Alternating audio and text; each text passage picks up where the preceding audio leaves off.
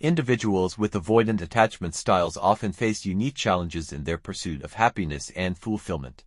These individuals tend to prioritize independence and self-reliance while avoiding excessive emotional intimacy. While their needs may seem unconventional or weird to others, understanding what truly makes them happy is crucial for fostering healthier relationships and personal growth.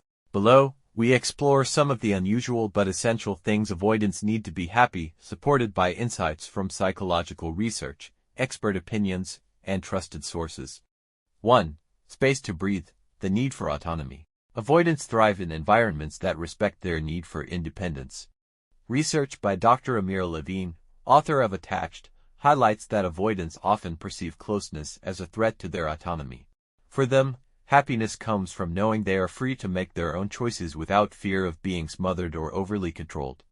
Practical application: avoid pressuring them for constant emotional sharing. Provide opportunities for them to recharge by themselves without guilt. 2. Predictable relationships, without overwhelming expectations. Avoidants dislike surprises when it comes to emotional demands. Predictability in relationships gives them a sense of security, allowing them to navigate connections without feeling overwhelmed. A study in the Journal of Personality and Social Psychology revealed that avoidants are more comfortable with relationships that maintain a steady rhythm, avoiding sudden shifts in emotional intensity. Practical application: communicate openly about expectations in the relationship. Build routines that foster connection without pushing for sudden emotional closeness. 3. Emotional safety through non-intrusive support.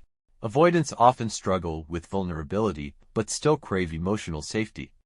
They need partners or friends who can provide support in a way that feels non-intrusive. As Dr. Sue Johnson, a leading expert in attachment theory, notes, avoidants want to feel cared for without being overwhelmed by overt expressions of affection or constant probing into their emotions. Practical application: show support through actions rather than words, such as helping with practical tasks. Avoid pushing them to talk when they're not ready but remain available when they do open up. 4. Validation without emotional overload. Validation is crucial for avoidance but needs to be delivered subtly.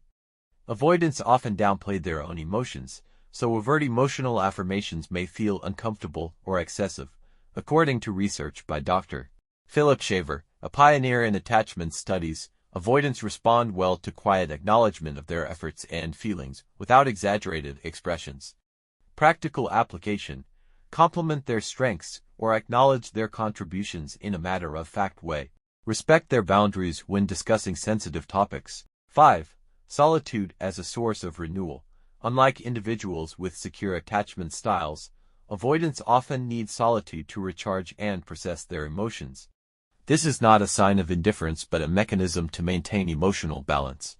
Studies show that solitude helps avoidants regain control over their emotions, enabling them to re-engage with others more effectively.